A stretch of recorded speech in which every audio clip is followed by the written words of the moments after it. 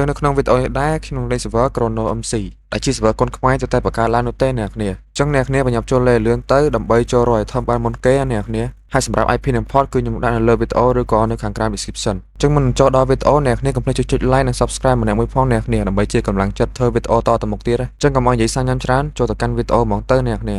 កន្លែងនេះគ្រាន់តែខ្ញុំ spawn ភ្លេចគឺ spawn នៅលើដើមឈើបរោយចឹងយើងមិនបាច់ហត់ទៅដើរញញៃច្រើនណាចឹងចាំការទៀតមានអាកាប់ហ្មងទៅ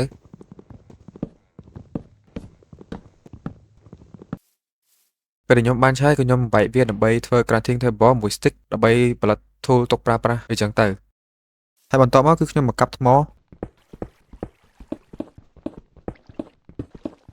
ពេលបានថ្មគ្រួសមខ្ញុំ craft pickaxe ដាវនិងបថៅហើយកន្លែងដាក់មកខ្ញុំទំនឹកឃើញថា server មាន starter kit ហើយលេងមួយថ្ងៃអត់ព្រម claim kit ទេណាសុខចិត្តទៅដើរកាប់ថ្មកាប់អីណាកន្លែងហ្នឹងហួសចិត្តខ្លួនឯងខ្លាំងហ្មងដល់ពេលបាន tool iron ហើយយើងបោះចោលអា tool ថ្មទៅទុកទៅអីទៀតហើយកន្លែងនេះបោះចោលដោយដល់ pickaxe ទៀត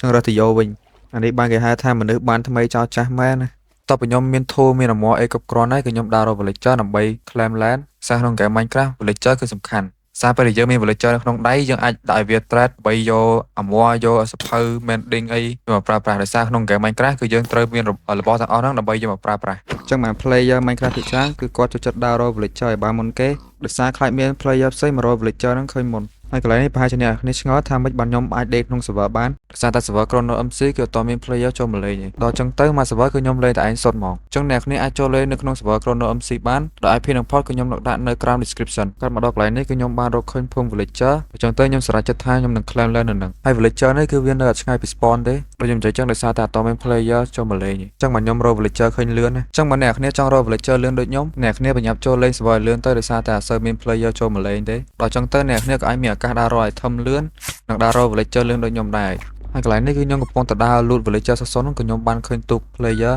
ដល់អាទូកហ្នឹងមកពីណាទេអញ្ចឹងមានន័យថា villager ហ្នឹងគឺមានអ្នកធ្លាប់មកហើយព្រោះថាគេអត់តន់ claim land អញ្ចឹងកន្លែងនេះក៏ជាសំណាងរបស់ខ្ញុំដែរដោយសារតែគេរកឃើញ villager នេះហើយតែគេអត់តន់ claim land ទេដល់អញ្ចឹងទៅខ្ញុំក៏បញ្ញាប់ claim land នៅនឹងហើយព្រោះហ៊ានຕົកយូរទេដោយសារនៅនឹងធ្លាប់មានគេមកដល់ហើយអញ្ចឹងទៅខ្លាចគេមកកាប់យើងដើម្បីយកកន្លែងទៅដើមយកកន្លែង claim land អញ្ចឹងពេលខ្ញុំបាន claim land រួចរាល់ហើយខ្ញុំក៏បានសម្អាតនៅ Paravan land របស់ខ្ញុំដើម្បីឲ្យវាមើលមកទៅ clean កុំឲ្យមានអីស្កិតស្កាស់ច្រើនណាហើយក៏ងាយស្រួលដល់ពេលដែលយើងចង់វាលអីនៅក្នុង land របស់យើងដែរ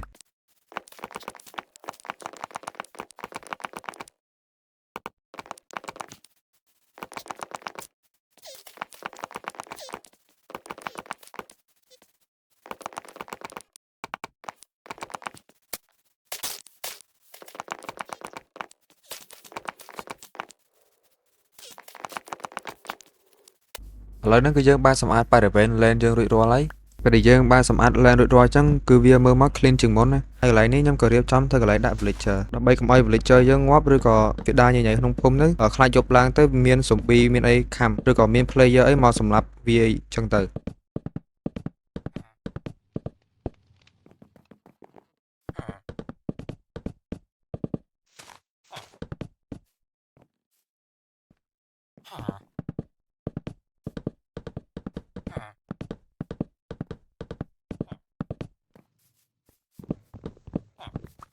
ពេលខ្ញុំធ្វើកន្លែងដាក់ villager ហើយខ្ញុំក៏បានក្រាស់ទុកដើម្បីទុកចាប់ villager និង crash slab ដើម្បីធ្វើជាទ្វារកុំឲ្យ villager ចេញបានកន្លែងនេះខ្ញុំចាប់ villager បានមួយហើយយើងត្រូវយកវាទៅដាក់ក្នុងបន្ទប់ដាក់ villager របស់យើងពេលយើងចាប់វារៀងពិបាកបន្តិចដោយសារតែយើងត្រូវអូសវាម្ដងបន្តិចហើយពេលខ្លះនៅជាប់នៅអីទៀតដោយកន្លែងនេះអញ្ចឹងវាមិនស្រួលប្រហែលទេហើយកន្លែងនេះខ្ញុំក៏សម្រេចចិត្តថាយកប៉ែមកជីកដីជីកអីឲ្យស្មើដើម្បីឲ្យវារុញទៅមុខអញ្ចឹងបើវានៅស្កេះស្កាស់កន្លែងខ្ពស់ទៀតអញ្ចឹងគឺវាយើងរុញអត់ទៅមុខទេ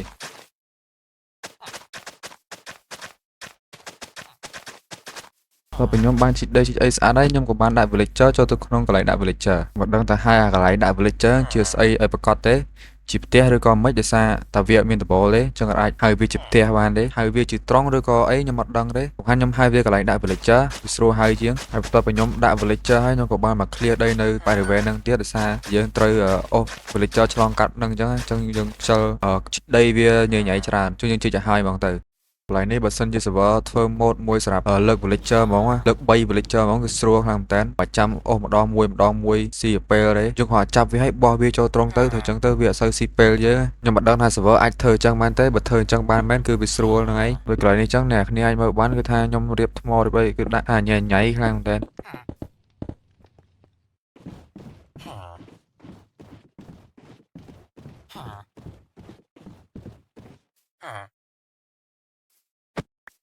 cái này nhom sửa chặt thay nhom đào rồi bình piếng ở đập bay vay video à sẽ bọc bình piếng đó đập bay cra thôi chỉ sai bay vô viên mà trong người lịch chơi chứ về cái này nè miền tu miền đây chứ đạn tạc sai tới bây giờ đạp lọc lại chứ là tu nó vì ho tam dễ về để nhom dây trong hai chân nẹt nẹt vô tới ta cho mơ thì chia tới cho nhom thời mới mến thơ mơ tới phơi mơ thì tiến nẹt nẹt đang thả process đang viên mày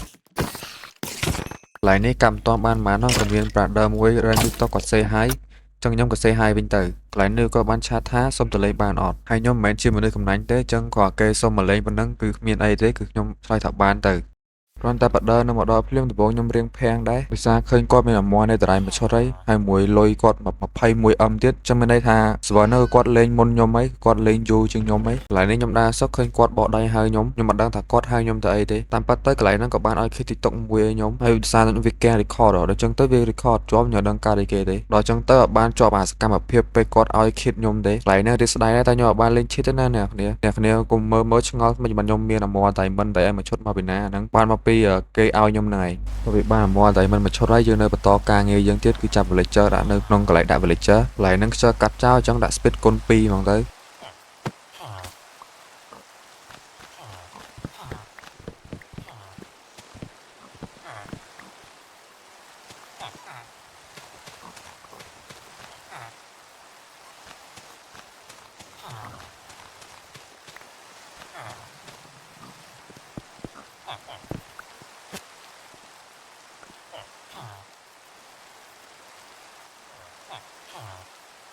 lại ní bông ôm lại cho sốc mía creeper nó muối đa máu vì láng chim muối lịch chơi vô rồi anh kê ai mà chọc ấy đừng đăng ơi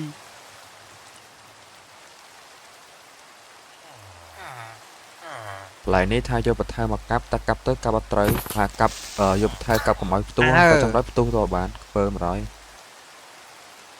bài mê này lại ní lên sốc tâm trà bảo tha luôn ai miền rang youtuber về năng lên đăng luôn thế đăng được luôn ai miền rang youtuber đấy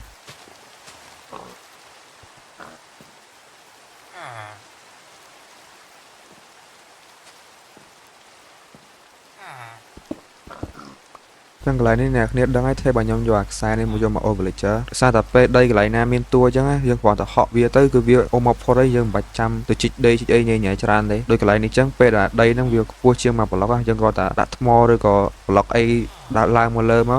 tôi nó cứ việc họ một tam giờ này khơi nhỏ đây cái hai thằng work smart not work hard á cái lại này lên một lần là loại miền ra youtuber rồi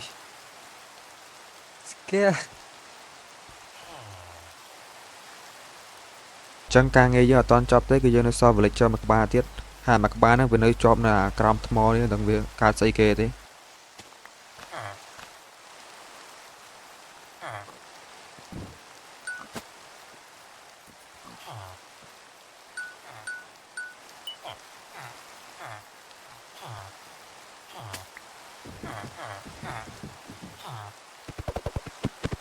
chẳng tìm phốt crom bị ca khất không prang prai còn nọ tập riêng vậy như clear lời càng nghĩ dân ban cho ấy chọc chay khang tén chọc chay trong khai bay vô rồi hay cái lại đấy nhầm đa chay tam tem lịch chơi cái lỗ khai miên lịch chơi nó so mùi pia tới khai bên nơi cho tam cái lỗ liệt na giờ đắng hay cái lại nó nhầm đa rồi khơi thế tới phun của pan na đấy lịch chơi mình tập pi bị cái ba đấy hai chỉ viên ngọc ở class con mấy người của miên player na chắp việt tới nhưng mặt đăng đấy chẳng càng nghe chắp lịch chơi đã cho không trông đấy miên tập pan năng đấy dương nơi tai brit vía hay mùi đại việt trade tôi sập hơi vô ấy chẳng dương nơi thưa tia thưa ấy tiết xả toàn miền tia thế trong cầm rong bằng nhóm cứ nhóm thôi cả lại nhờ Brit Villager sẵn ở đạm Villager ở Việt Trade sẵn đôi nè kia khơi chẳng khu vực phân nan đấy Villager mình tập buôn các ba đấy ở đang ở thưa ấy trên thế chương trình trade ở Brit Việt ban tràn trên đăng tiết cho năm bay ai Brit Villager bao nhiêu trade crack cray Purisa Villager về trade crack cray sập đấy chứ trong đây xa ta Villager bỏ nhóm miền buôn nè trong nhóm trade crack cray pram năm bay ai Brit Việt bàn ចឹងកន្លែងដោយសារតែខ្ញុំមាន MVP key ហើយខ្ញុំនៅថាຕົកវាទៅអីទេចឹងក៏ខ្ញុំយកមកចាប់ random នេះទៅឲ្យដឹងថាហ្នឹងវាមានស្អីគេខ្លះទេកន្លែងខ្ញុំចាប់បាន toll 2ហើយមួយខោមួយចឹងល្អបានតែខោមួយទេអា toll នោះអត់ប្រយោជន៍ទេអត់ដឹងយកវាຕົកទៅអីទេឥឡូវខ្ញុំចាប់ផ្ដើម breed villager អត់មានអីបាក់ទេព្រោះបោះនំប៉័ងឲ្យវាຕົកចោលទៅពេលវារើសនំប៉័ងហ្នឹងវាចាប់ផ្ដើមចាប់គូឲ្យវាឲ្យដឹងថាវាចាប់គូទៅអីទេចឹងរកបោះនំប៉័ងចោលទៅ master វាចេញកូន villager មកហើយកន្លែងដោយសារតែចាំវាយូរពេកអត់ដឹងធ្វើអីទេចឹងខ្ញុំក៏សម្រេចចិត្តថាប្រិចអាកន្លែងដាក់ villager របស់យើងនោះឲ្យធំជាងមុនដោយសារតែកន្លែងដាក់ villager របស់យើងហ្នឹងវាទូចពេក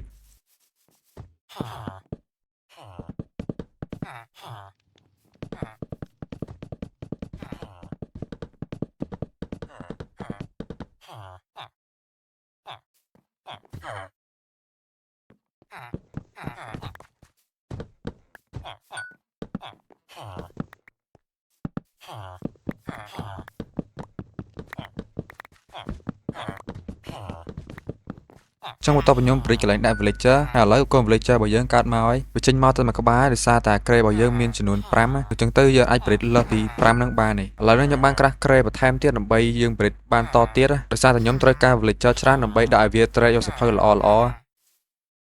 ហើយដោយសារតែយើងអត់មាន villager ដើម្បី trade យកអីវ៉ាន់ដូរយក emerald ចឹងទៅខ្ញុំក៏បានដាក់ឲ្យវា trade stick ដើម្បីដូរយក emerald សម្រាប់យើង trade មួយ villager ផ្សេងសម្រាប់ទិញសភៅទិញអីព្រោះដោយសារតែ villager ហ្នឹងយើងគ្រាន់តែត្រូវការ stick ដើម្បីដូរយក emerald ទេយើងអត់ត្រូវការច្រើនទេគ្រាន់តែយើងត្រូវការចំណាយពេលដើម្បីកាប់ឈើដើម្បីយកវាធ្វើជា stick ហើយឥឡូវហ្នឹងខ្ញុំអត់មានឈើទេចឹងខ្ញុំត្រូវការចំណាយពេលដើម្បីកាប់ឈើបន្ថែមដើម្បីយកមក trade មួយ villager អញ្ចឹងទៅទាំងអស់គ្នាតោះ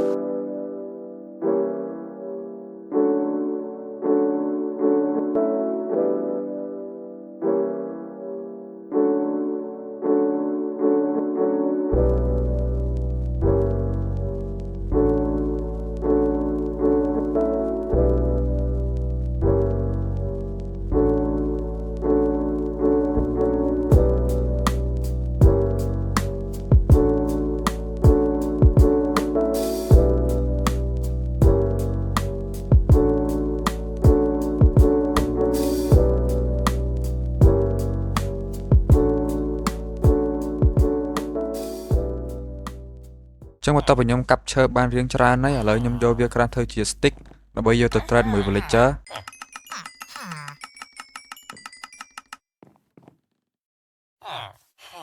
ចឹងបន្ទាប់ពីខ្ញុំទទួលបាន emerald រៀងគួរសមហើយចឹងខ្ញុំក៏ចាប់ផ្ដើមដាក់ villager ដើម្បីឲ្យវា trade ហើយ enchantment ទី1ដែលខ្ញុំចង់បានហ្នឹងគឺ skill torch ដោយសារតែខ្ញុំត្រូវយកវាទៅកាប់ spawner ព្រោះអីដោយសារតែ spawner ដែលខ្ញុំទទួលបានពី kit ហ្នឹងខ្ញុំច្រឡំយកវាដាក់នៅខាងក្រៅអាកន្លែងដាក់ villager របស់យើងហ្នឹងដល់ពេលចឹងទៅពេលណាដែលខ្ញុំចង់ AFK ដើម្បីយកលុយចឹងខ្ញុំអត់ចាំបាច់ឈរ AFK នៅក្រៅទេគ្រាន់តែឈរ AFK នៅកន្លែងដាក់ villager របស់យើងទៅចឹងទៅទាំងអស់គ្នាតោះ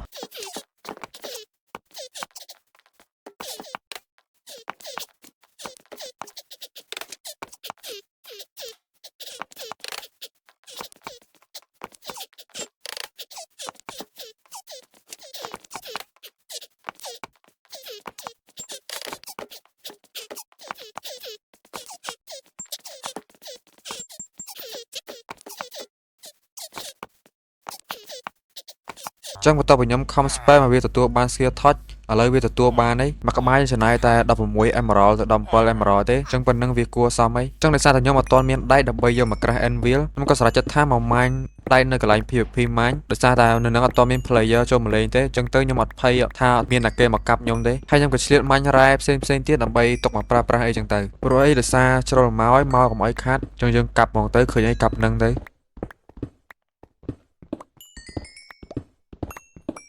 ចឹងបន្ទាប់ពីខ្ញុំទទួលបានដែកហើយឥឡូវខ្ញុំដាក់វាដុតសិនដើម្បីយកវាក្រាស់ធ្វើជា anvil ចឹងឥឡូវនេះខ្ញុំទទួលបានដែកហើយខ្ញុំអាចក្រាស់វាធ្វើជា anvil បានហើយហើយកន្លែងដំបូងខ្ញុំច្រឡំយក pickaxe ដែលមាន fortune យកមកអាប់ចឹងអា pickaxe ដែលមាន fortune នេះយកអាចអាប់វាជាមួយ skill torch បានទេចឹងក្រោយខ្ញុំក៏សម្រេចចិត្តថាក្រាស់ pickaxe ថ្មីដើម្បីយកមកដាក់ skill torch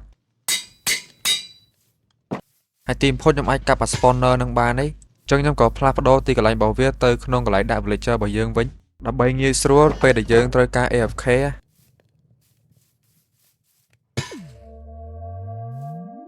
ចឹ ចឹងខ្ញុំគិតថាវីដេអូរបស់យើងមានតែប៉ុណ្្នឹងទេហើយនៅក្នុងវីដេអូហ្នឹងខ្ញុំអត់ទាន់បានធ្វើអីច្រើនទេគ្រាន់តែខ្ញុំស្វែងរក villager ហើយនឹងកន្លែងសម្រាប់ clan land ទេចឹងនៅវីដេអូក្រោយខ្ញុំនឹងចាប់ផ្ដើមរៀបផ្ទះហើយនឹងមានសកម្មភាពអីផ្សេងទៀតហើយអ្នកទាំងអស់គ្នាកុំភ្លេចចូលលេខ server ផងហើយអរគុណអ្នកដែលមើលដល់ចប់ចឹងវីដេអូរបស់យើងមានប៉ុណ្្នឹងហើយយើងនឹងជួបគ្នានៅវីដេអូក្រោយទៀតបាយ